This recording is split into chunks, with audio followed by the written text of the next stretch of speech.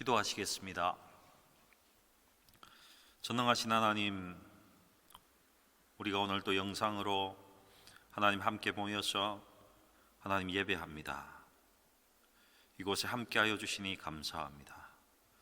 예수 그리스도께서 성령을 보내주시고 하나님 우리로 충만케 하시고 하나님께 영광이 되는 영과 진리로 예배하는 예배자들이 될 수 있도록 축복하여 주시옵소서. 하나님께 감사드리며 우리 구주 예수님의 이름으로 기도합니다. 아멘. 여러분 잘 지내시고 계시죠? 요즘 몇 주간 우리는요 성경의 맥을 짚어가면서 성경의 줄기를 이렇게 살펴보고 있습니다. 여러분 기억하시는지 모르겠습니다. 성경 전체를 열 수 있는 키, 그 말씀으로 전체를 볼 수 있는 그 성경 구절이 어디라고 말씀드렸습니까? 기억하십니까? 창세기 3장 15절 최초의 복음, 원시 복음이 그 말씀이다라고 제가 말씀드렸습니다. 내가 너로 여자와 원수가 되게 하고 내 후손도 여자의 후손과 원수가 되게 하리니 여자의 후손은 내 머리를 상하게 할 것이요 너는 그의 발꿈치를 상하게 할 것이니라. 이 원시 복음, 최초의 복음을 이루어 가시는 하나님의 열심과 인내와 성실하심과 완전하심을 우리는 성경 속에서 곳곳에서 찾아볼 수 있습니다. 여러분, 그리고 또 하나의 키의 말씀을 제가 오늘 말씀드리겠는데요, 창세기 12장 1절부터 9절의 말씀입니다. 이 두 말씀은 다른 내용 같지만은 창세기 3장 15절을 완성하기 위해서 하나님께서 사용하신 방법들, 그 복이 그곳에 기록되어 있습니다. 하나님은 하나님의 사람들의 계보를 통해서 예수 그리스도가 오시기까지 열심으로 완전하게 일하시는데요, 예수 그리스도의 족보에 나타나는 예수 그리스도의 한 조상이 되는 사람이 있습니다. 그는 아브라함의 아버지 데라라는 사람입니다. 여러분, 이 데라가 어디에서 살았는지 여러분 아십니까? 갈대아 우르라는 지방에서 살았습니다. 여호수아 24장 2절에 보면요, 아브라함의 아버지 데라는 강 저쪽 갈대아 우르에 거주하며 다른 신 우상을 섬겼다라고 기록하고 있습니다. 여러분, 데라는 노아의 아들 중에 셈의 후손입니다. 이 셈의 후손은요, 여호와 하나님을 믿는 신앙을 유산으로 이어받은 족속입니다. 예수 그리스도의 조상이 되는 여자의 후손의 통로가 되는 집안이라는 것입니다. 그러나 그들도 바벨탑 사건 이후에 점점 흐려져 가는 신앙으로 극기하는 하나님을 믿는 믿음을 이어가야 할 여자의 후손, 그리스도의 통로가 되는 자손들이 우상 숭배를 하게 됩니다. 아니, 우상 숭배도 모자라서 우상을 만들어서 장사하는 그런 사람들로 변해버렸습니다. 그 사람이 바로 데라였습니다. 우상 장사로 돈을 많이 벌고 먹고 사는 일에 빠져서는 하나님을 신앙하는 그 믿음을 잃어버렸습니다. 믿음의 끈이 너덜너덜해졌을 때에 하나님은 이 데라라는 사람을 부르십니다. 그냥 불렀으면 그는 나오지 않았을 것입니다. 그 삶이 평안했으니까요. 먹고 살기에 아무 지장이 없는 직장을 가졌으니까요. 그런데 하나님은 그의 아들 하란이 죽는 사건이 생기게 하십니다. 롯이라는 손자를 하나 남겨놓고 아들이 먼저 세상을 떠난 것입니다. 아마 이것은 데라에게 큰 환난이었을 것입니다. 그제서야 데라는 내가 벌써 갈대아 우르를 떠났어야 하는데 내가 하나님 앞에 잘못했다. 내가 하나님의 음성을 듣고도 순종하지 않았어. 이런 변을 당했구나. 이제는 하나님, 여호와 하나님의 말씀대로 가야지 하면서 갈대아 우르를 그의 아들 아브라함과 함께 떠나게 됩니다. 하지만 여러분, 육신의 힘은 굉장히 강합니다. 참 강해요. 그는 가나안까지 가지 못합니다. 하란이라는 곳에 머물게 되는 겁니다. 그 하란에서 데라는 죽어버립니다.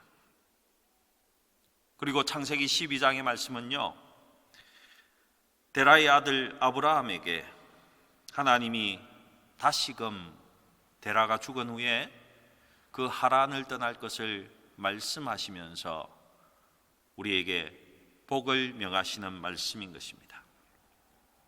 창세기 12장 1절에서 9절 사이에는요, 크게 공적인 복 세 가지가 있습니다. 첫 번째로는요, 큰 민족을 이루게 된다는 것입니다.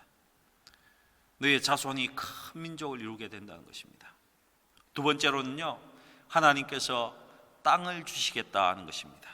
가나안을 그의 자손 그리스도가 오시기까지 그 땅을 너희에게 주시겠다는 약속의 말씀이 거기에 있습니다. 세 번째로는요, 땅의 모든 족속이 너로 말미암아서, 너의 후손으로 말미암아서 복을 받게 된다는 축복이 그곳에 있습니다. 근데 여러분, 이상합니다. 복의 전달자가 되라는 것이 어떻게 축복의 말씀이 될 수 있겠습니까? 너가 가진 것을 나누어 주라는 것입니다. 나누어 주는데 왜 복입니까? 왜 그런 줄 아십니까? 그렇게 나누어 주어야지, 내가 전달해 주어야지 너에게 약속한 그 사적이고 공적인 그 복이 너의 자손에게 영원히 지속된다. 그렇기 때문에 그것은 큰 복이다. 이렇게 말씀하고 있는 것입니다. 간단히 이야기하면요, 우리는 나눌 때, 내가 가진 복을 나눌 때에 더 풍성해지고 더 영원해진다는 것입니다. 그리고 여러분, 이 복의 말씀을 잘 살펴보면요, 자손들이라고 말하지 않고 자손에게 준다고 단수로 지금 이야기하고 있습니다. 왜 그렇겠습니까? 이것은 성경 갈라디아서 3장 16절에서 해석하고 있습니다. 이 약속들은 아브라함과 그 자손에게 말씀하신 것인데, 여럿을 가리켜 그 자손들이라 하지 아니하시고 오직 한 사람을 가리켜 내 자손이라 하였으니 곧 그리스도라. 여러분, 이 모든 약속은 예수 그리스도로 완성되고 예수 그리스도로 성취되는 것입니다. 특별히 복을 나누어 주어서 모든 족속이 너로 말미암아 복을 받게 된다는 말씀은 예수 그리스도, 복음 대신 예수 그리스도를 전함으로 이 약속이 온전히 성취되는 것입니다. 여러분, 그런데 아브라함의 자손이 큰 민족을 이루는 복, 그리고 그의 자손이 땅을 차지하는 복은 이미 성취되었습니다. 그런데 아직 하나 완료되지 않은 복이 하나 남았습니다. 그것은 세 번째로 약속하신 복, 예수 그리스도를 너희가 전함으로 모든 민족이 복을 받게 된다는 그 축복은 계속 현재 진행형으로 남아 있습니다. 어떻게 진행되고 있습니까?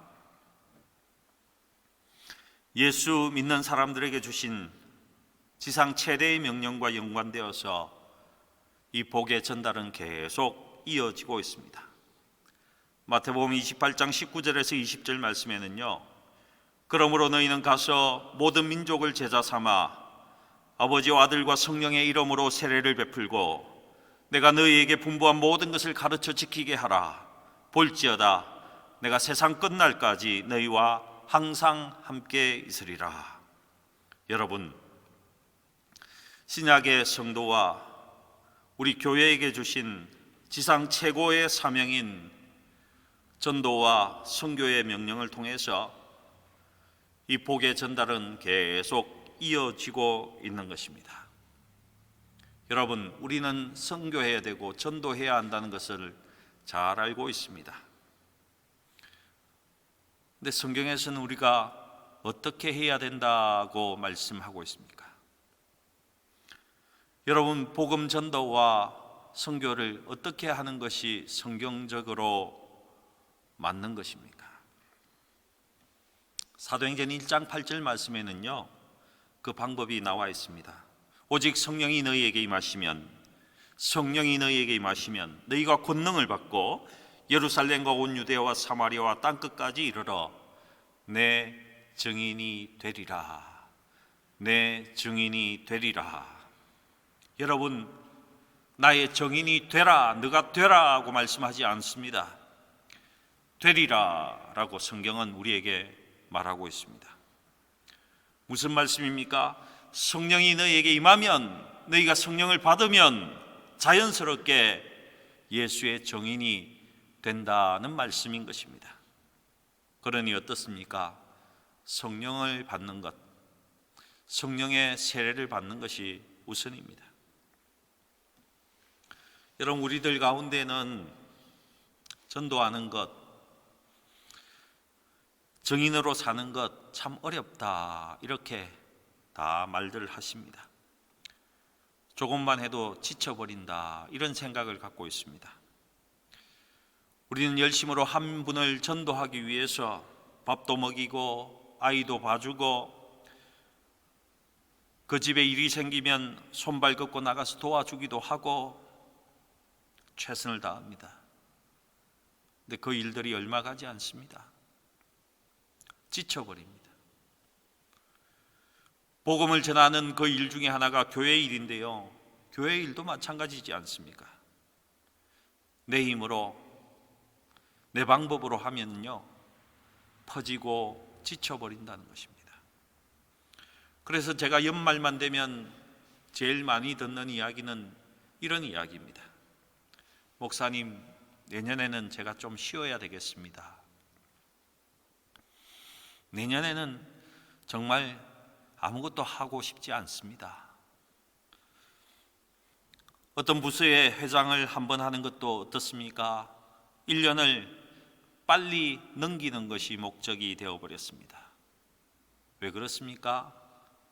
내 힘으로 하니까, 자기 힘으로 하니까. 사랑하는 성도 여러분, 예수 그리스도의 복을 가지고 복의 근원이 되는 것은 나의 재력으로, 내 힘으로, 내 능력으로, 내 재능으로 내가 하는 것이 아닙니다. 결코 아닙니다. 여러분, 내 힘으로, 내 방법으로, 내가 잘하는 것으로, 내가 자신 있는 것으로 한번 섬겨보시기 바랍니다. 여러분, 그가 5년 이상 그것을 섬기고 있으면요, 저는 그는 용사 중에 용사라고 생각합니다. 내 힘으로 하면 그 전에 다 퍼지게 되어 있습니다. 이런 말 하게 되어 있습니다. 목사님, 왜 저만 이런 일을 해야 합니까? 왜 저만 자꾸 시키시나요? 주위에서 그러는데요, 저는 이제 그만하는 것이 좋대요. 누가 그럽니까? 누가 주위에서 그러겠습니까? 이것은 자신에게 하는 이야기인 것입니다. 내가 번아웃 되었습니다. 내가 이제 지쳐서 퍼졌습니다. 제가 이제 탈진해서 이제는 더 이상 섬기지 못하겠습니다. 이런 이야기인 것입니다. 여러분, 복음을 전하는 것, 선교를 하는 것, 예수 그리스도를 위해서 교회를 섬기는 것, 내가 하는 것이 아닙니다. 내가 하는 것이 아닙니다. 먼저 성령을 받아야 합니다. 예수 그리스도께서 약속하신 성령의 세례를 받아야 합니다. 내가 성령이 충만해져야 한다는 것입니다.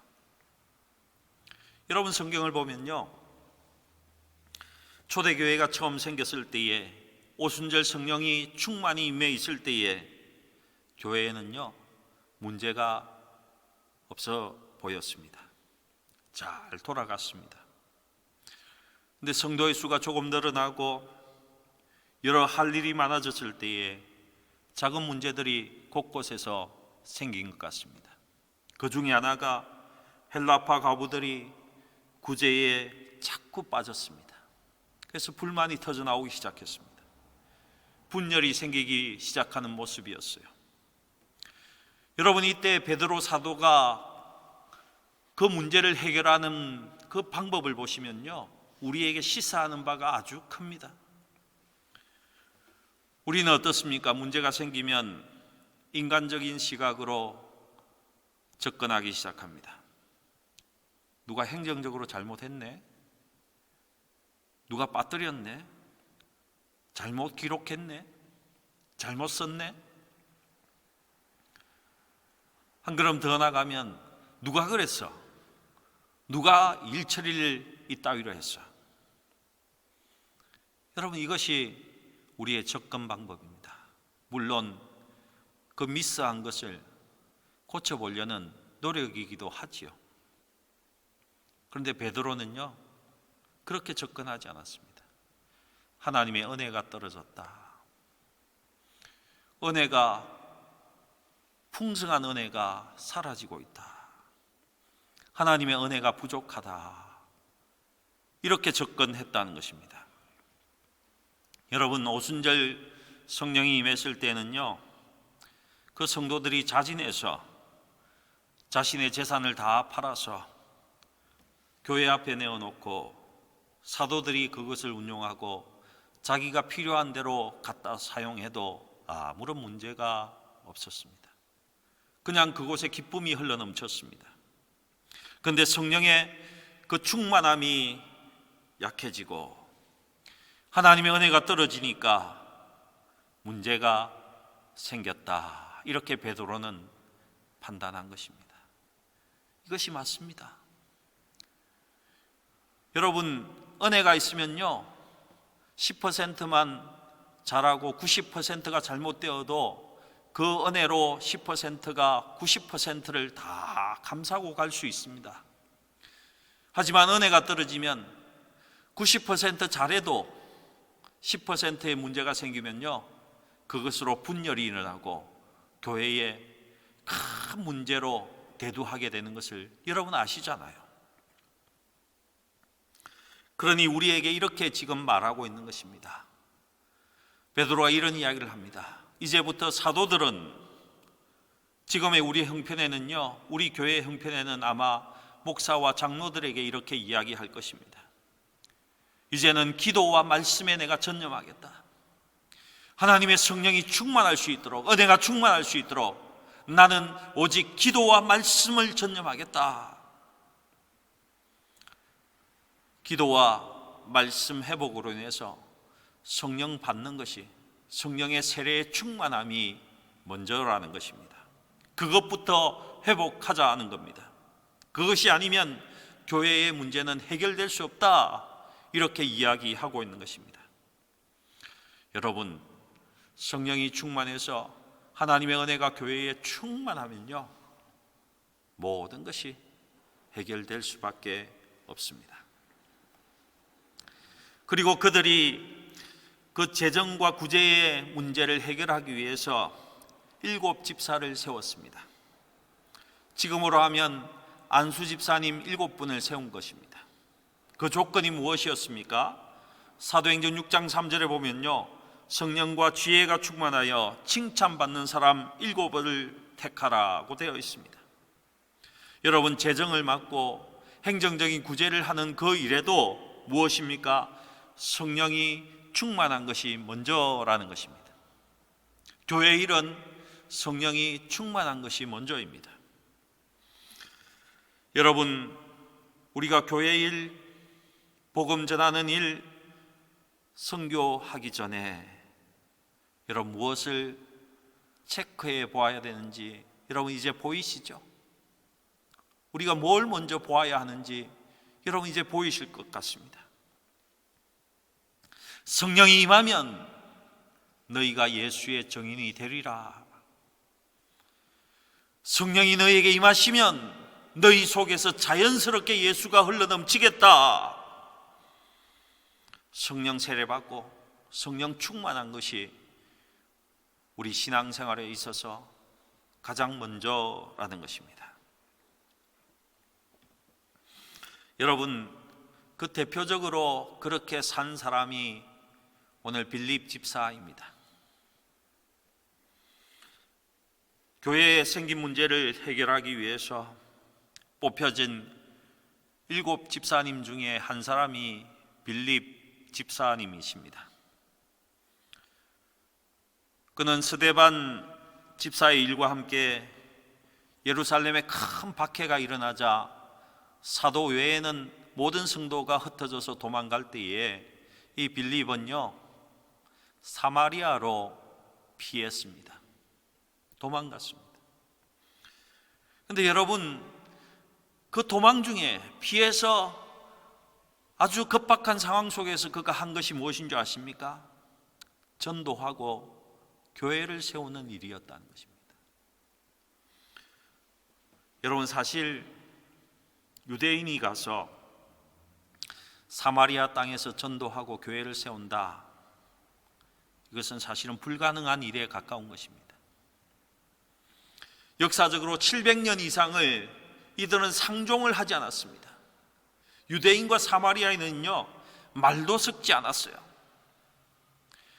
여러분 아실 겁니다. 예수님이 사마리아에 가셔서 우물가의 한 여인에게 물 좀 달라라고 말을 걸었을 때에 이 여자가 아주 이상한 반응을 보입니다. 어떻게 유대인 남자가 사마리아 여자인 나에게 말을 것입니까? 당신 참 이상합니다. 좀 이상한 것 같아요. 이런 반응을 보였다는 것입니다. 그런데 그곳 사마리아에서 빌립이 전도하고 교회를 세웠습니다. 놀라운 일이 벌어졌습니다. 사도행전 8장 6절에 보면요, 무리가 빌립의 말도 듣고 행하는 표적도 보고 한 마음으로 그가 하는 말을 따르더라, 이렇게 기록하고 있습니다. 그가 설교하고 복음을 전하는 것을 보며 또 예수로 인한 능력이 나타나자 한 마음으로 빌립을 따랐다 하는 것입니다. 여러분, 있을 수 없는 일이 생겼습니다. 사실은 사람의 능력과 힘으로는 불가능한 일이 생긴 것입니다. 성령 충만한 자가 성령의 능력으로 예수의 기적을 행하고 예수의 복음을 전할 때에 사마리아 사람들의 마음조차도 바뀌어 버렸다는 것입니다. 그들이 뭔가 느끼기 시작하고 그들이 뭔가 보았다는 것입니다. 야, 저 빌립이란 사람은 정말 하나님의 사람이야. 저 빌립은 하나님이 분명 우리에게 보내주신 사람이 맞아. 이렇게 그들 마음에 받아들였다는 것입니다. 근데요, 그렇게 일심으로 사마리아 사람들이 빌립을 따랐는데도 빌립에게는 허전한 것이 하나 남았습니다. 뭔가 부족했다는 것입니다. 그 정도 하면 만족할 것 같은데 빌립이 부족함을 느꼈다는 것입니다. 여러분, 빌립 집사는요 오순절 성령 강림의 역사를 본 사람입니다. 체험한 사람입니다. 그런데 그가 그렇게 복음의 말씀을 전하고 사람들이 열심히 그를 따르는데 자신이 기도도 하는데 오순절 성령의 역사가 그곳에 일어나지 않는 겁니다.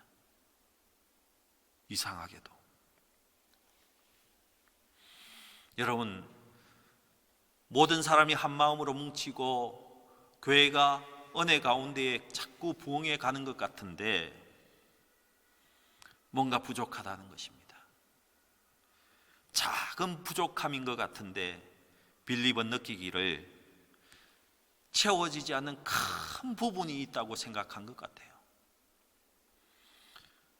성령의 임재와 성령의 강력한 부으심이 없었습니다. 빌립은 그것이 크게 자기 마음에 다가왔던 것입니다. 자기가 설교하면 잘 따르고 그들이 자기를 정말 하나님의 종으로 잘 인정해 주는데도 불구하고 오순절 성령의 부으심이 그곳에 없었다는 것입니다. 사도행전 8장 16절을 보면요, 이는 아직 한 사람에게도 성령 내리신 일이 없고 오직 주 예수의 이름으로 세례만 받을 뿐이더라, 이렇게 기록하고 있습니다. 그래서 아마 제 생각에는 이 빌립 집사님이 예루살렘 교회에다가 요청한 것 같습니다. 누가 좀 와서 저를 좀 도와주십시오.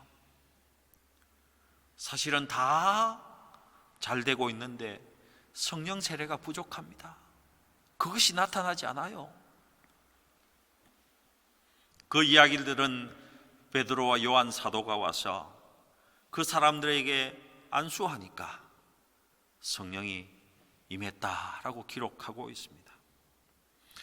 여러분, 사마리아 교인들이요, 우리 예수님을 구세주로 믿고 죄를 고백하고 물세례를 받고 그 후에 사도들의 안수로 성령을 받았으니까 이제 교회가 정말 온전해진 것 아니겠습니까?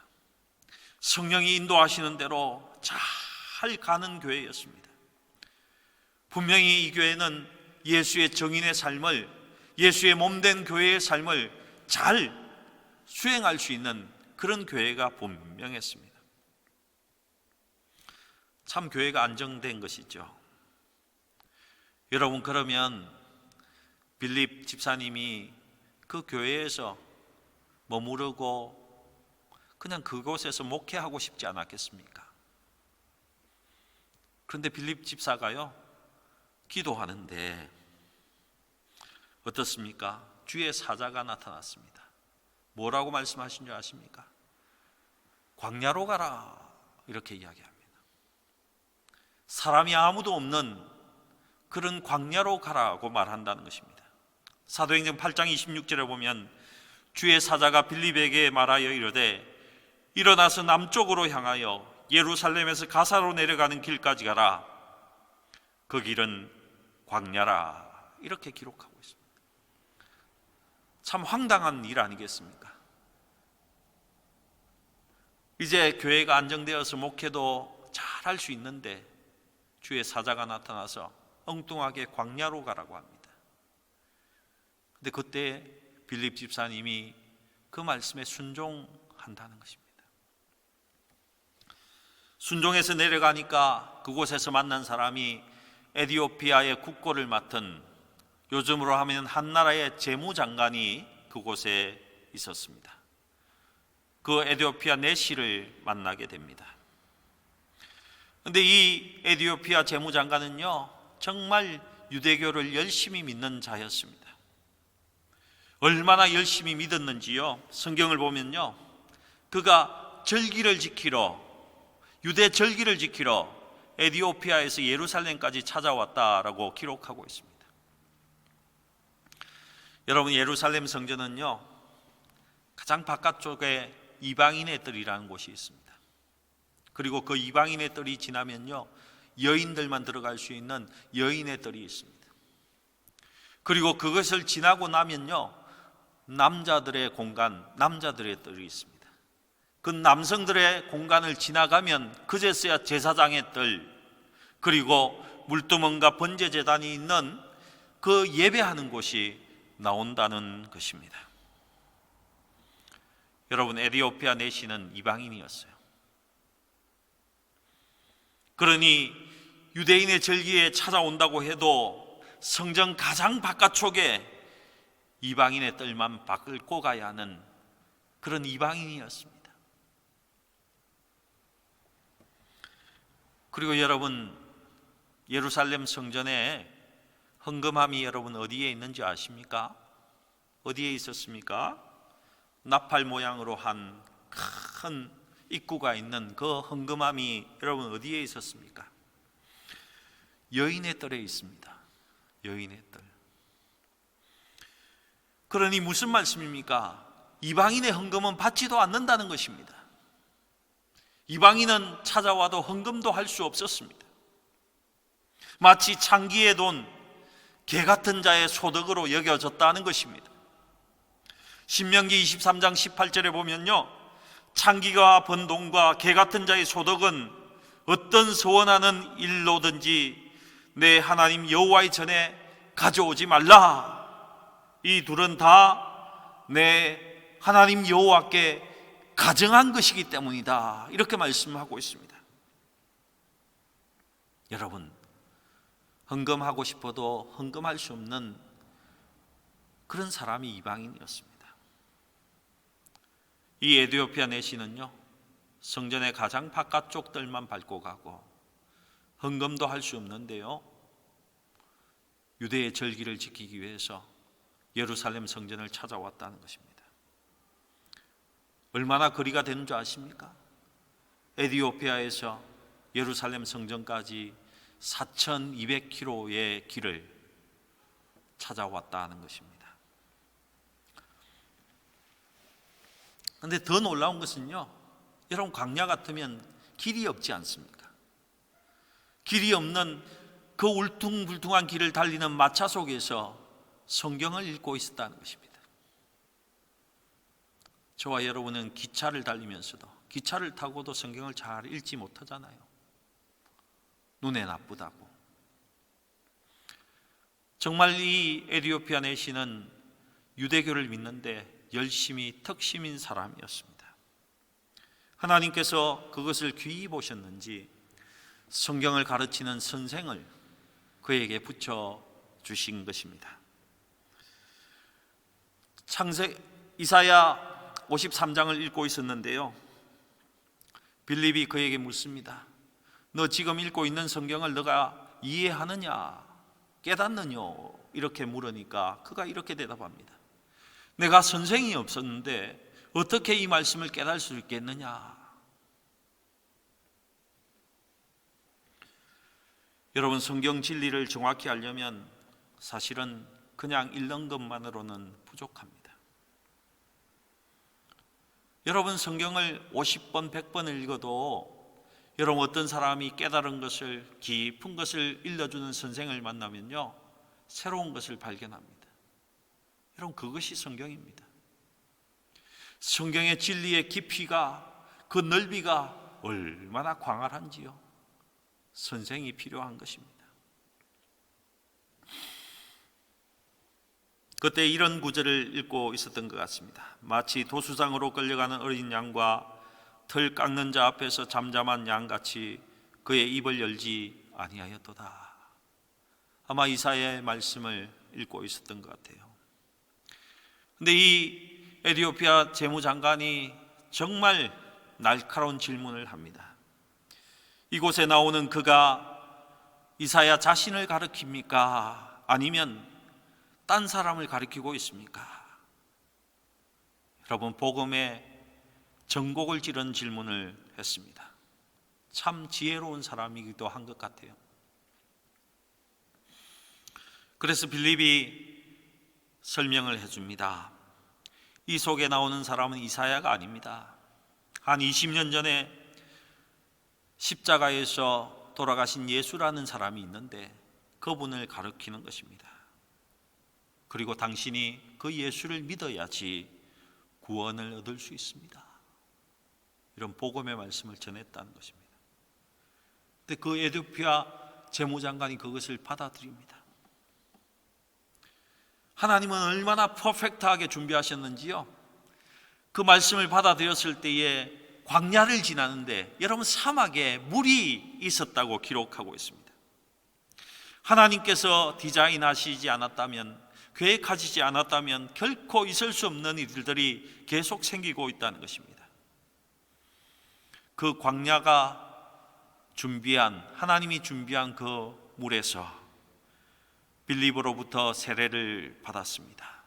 그 후에 두 사람은 각자의 길을 가게 됩니다. 그런데 빌립에게 또 아주 특별한 일이 생기게 됩니다. 성경에 단 한 번밖에 없는 일이 그에게 생기는 것입니다. 주의 영 성령이 빌립을 이끌고 가는 사건입니다. 몸이 순간적으로 이동해서 딴 지방으로 옮겨졌다는 것입니다.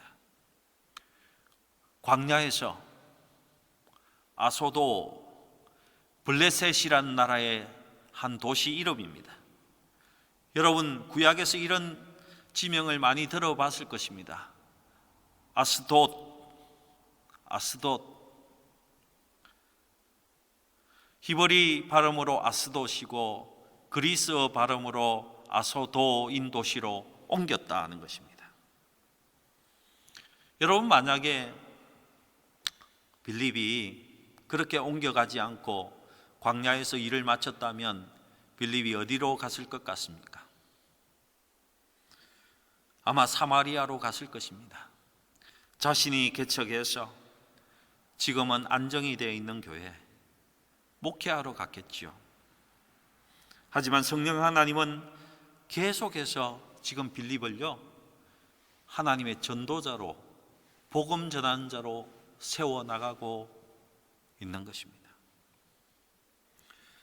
성령이 충만한 집사님에서 예수님을 적극적으로 전하는, 온 천지를 다니게 하며 복음 전하는 자로 지금 그 빌립을 하나님께서 세워 가시고 있다는 것입니다. 여러분, 에베소서 4장 11절에서 12절 말씀을 보면요, 그가 어떤 사람은 사도로, 어떤 사람은 선지자로, 어떤 사람은 복음 전하는 자로, 어떤 사람은 목사와 교사로 삼으셨으니 이는 성도를 온전하게 하여 봉사의 일을 하게 하며 그리스도의 몸을 세우려 하심이라는 말씀이 있습니다. 여러분, 빌립은요, 처음 세워질 때는 안수 집사님이셨습니다. 재정을 잘 관리하고 구제와 행정을 맡으시는 안수 집사님이셨습니다.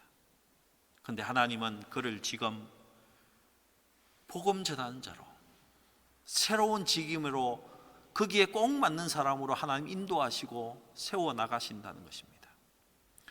사도행전 21장 8절을 보시면요, 이튿날 떠나 가이사라에 이르러 7 집사 중 하나인 전도자 빌립의 집에 들어가서 머무르리라. 여러분, 그의 직함이 바뀌어져 있습니다. 빌립 집사에서 전도자 빌립으로 바뀌어졌다는 것입니다. 복음 전하는 직임을 맡은 자인 것입니다. 재정의 일을 맡은 안수 집사로 세워지고 계속해서 하나님은 그 빌립을 전도자로, 복음 전하는 직임으로 세워져 가게 하신 것입니다. 왜 그랬겠습니까? 성도를 준비시켜서 그리스도의 몸된 교회를 세우기 위해서, 하나님의 하나의 교회를 세워나가기 위해서 빌립을 전도자로 세우시는 것입니다. 사랑하는 성도 여러분, 여러분 가운데는요, 성령과 지혜가 충만하고 성도들에게 칭찬을 받아서 장로로, 안수집사로, 권사로 세워집니다.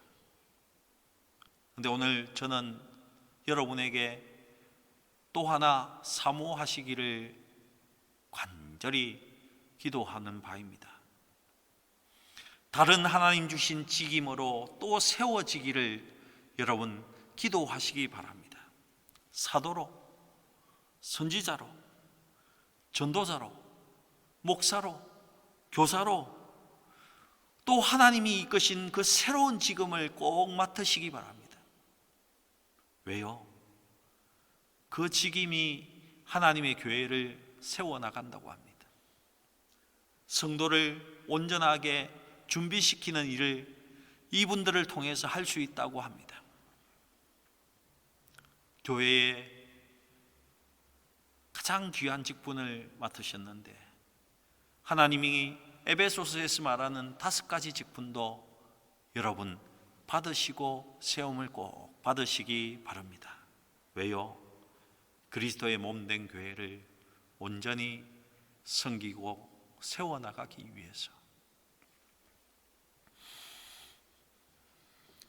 장로님들은 교회의 미래를 보아야 되는 사람들입니다.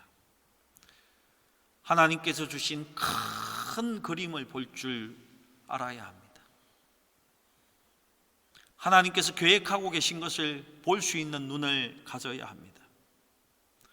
멀리 내다보면서 하나님의 영적인 안목을 가질 수 있어야 합니다. 그래서 가장 하나님이 원하시는 성경적인 교회를 제시할 수 있는 눈을 가져야 합니다. 사도의 직임입니다.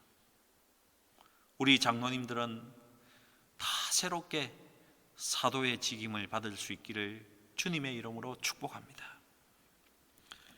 사도들이 우리는 더욱 영적인 일에 하나님의 은혜가 머물 수 있도록, 교회에 하나님의 은혜가 가득할 수 있도록, 성령이 가득할 수 있도록 기도와 말씀에 전념하겠다.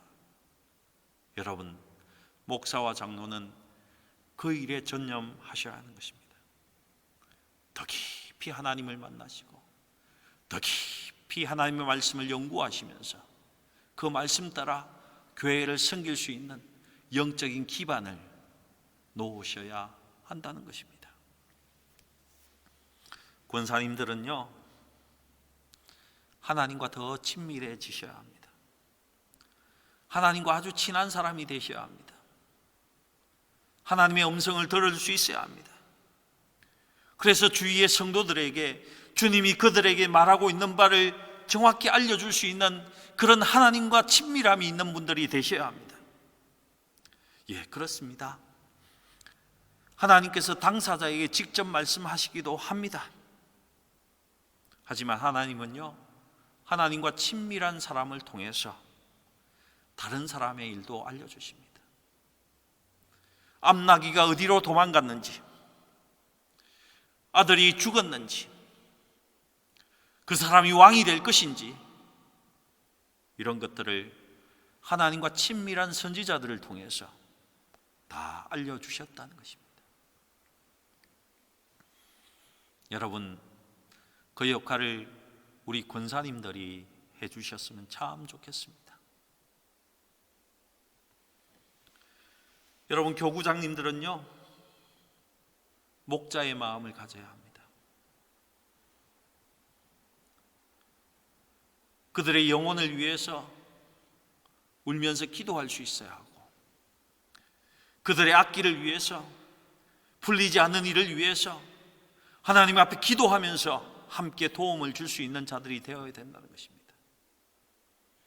목자의 마음으로 품고 기도하시는 분들이, 가이드 하시는 분들이 될 수 있기를 축복합니다. 오늘 성경은 교사에 대해서도 말하고 있습니다. 교사는요, 성경에 깊은 관심이 있어야 합니다. 에스라 같은 교사가 되어야 합니다. 아볼로 같은 교사가 되어야 됩니다. 말씀을 연구하고 준행하고 잘 가르칠 수 있는 교사가 되어야 됩니다. 여러분, 저는 이 교사의 직분을 주일학교 선생에 대해서 말하는 것이 아닙니다. 교회 전체 성도를 향해서 주의 말씀을 연구하고 주님의 말씀을 준행하면서 그 말씀을 잘 가르칠 수 있는 교사가 우리 가운데에도 나와야 한다는 것입니다. 성경을 깊이 묵상하는 교사들이 많이 나오기를 주님의 이름으로 축복합니다. 그리고 우리는 다 복음 전하는 전도자는 아니지만은 전도해야 하는 사람은 분명합니다. 그렇지 않습니까? 누구처럼 전도해야 되겠습니까? 빌립 집사님처럼 해야 한다는 것입니다. 성령 안에서 여러분이 예수 이름을 부르며 기도할 때에 그 기도하는 사람의 병이 떠날 수 있어야 합니다. 풀리지 않은 일들이 풀어지는 역사가 일어나야 됩니다. 예수의 기적을 베풀어야 하는 것입니다. 그리고 여러분의 영적인 눈이 열려서 그 전도받는 사람의 영적인 상태를 볼 수 있어야 하고, 그 영적인 상태와 그 육적인 삶의 형태를 보고는 그를 하나님의 방법대로 가이드해 줄 수 있는 그런 능력자가 되어야 한다는 것입니다. 어렵지 않습니다. 성령만 임하시면 가능한 것입니다. 여러분, 그리고 우리 교회의 사도적인 리더들, 장로님들, 목사님들, 안수 집사님들은요, 안수할 때 강력한 성령이 임하는 그런 기도를 할 수 있도록 우리가 훈련되어져야 한다는 것입니다.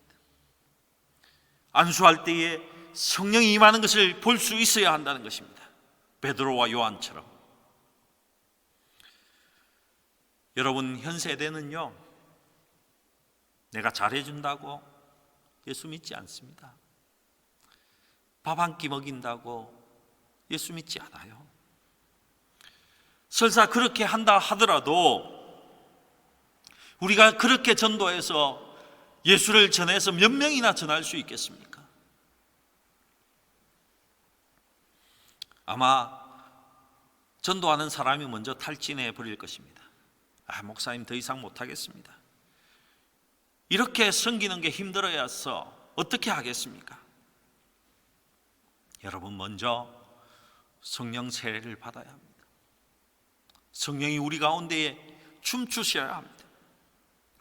그리고 성령의 능력을 우리가 함께 보여야 한다는 것입니다. 빌립 집사님처럼. 그리고 예수 믿고 나의 인생을 바꾸신 하나님, 나의 인생을 정확히 가이드하신 그 하나님에 대해서 간증하고 보여줄 수 있어야 한다는 것입니다. 기적과 함께 이루신 나의 인생을 보여주셔야 합니다. 사랑하는 성도 여러분, 우리 오늘 함께 기도하십시다. 성령 하나님을 간절히 사모하며 기도하십시다. 내가 나만 알고 있는 죄가 있다면 하나님 앞에 내어놓고 회개하십시다. 죄를 회개하고 성령을 갈급히 구하면 하나님께서는 우리에게 주신다고 약속하셨습니다.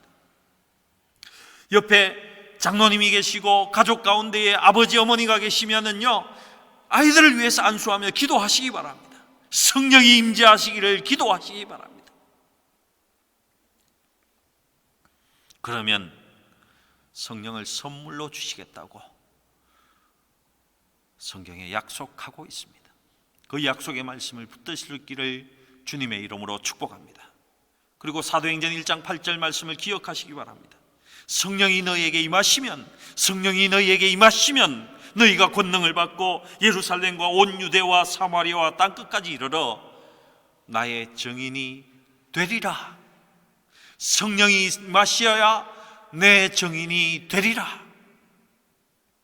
여러분, 성령을 받는 것이 교회 일을 하는 것보다 우선입니다. 저는 여러분을 축복합니다. 이 코로나로 인한 팬데믹이 끝나기 전 여러분 성령을 사모하시고 그 성령을 기노스코, 야다 실제적으로 체험할 수 있기를 축복합니다. 기도하시면 하나님께서 허락하시는 것입니다. 성령을 간절히 구하시기 바랍니다. 성령이여 내게 임하여 주시옵소서. 성령이여 이 예배 가운데 함께하여 주시옵소서. 성령이여 이 가족 예배 가운데 하나님께서 강력히 임하여 주시옵소서. 기도하시고 오늘 예배가 끝나기 전에 성령에 가득 찬 우리의 모습을 볼 수 있기를 주님의 이름으로 축복합니다. 함께 기도하겠습니다. 전능하신 하나님, 이 시간 주의 말씀 따라서 영상이지만은 하나님 손을 들어서 우리 성도 각자의 머리에 안수합니다. 성령이여 임하여 주시옵소서. 성령이여 바람처럼 불의 혀처럼 우리의 입술이 각종 방언을 말함으로써 성령이 임한 것을 알 수 있도록 주께서 임하여 주시옵소서. 하나님께서 우리 교회를 세우시고 하나님의 디자인한 대로 이끌어 가심을 감사합니다.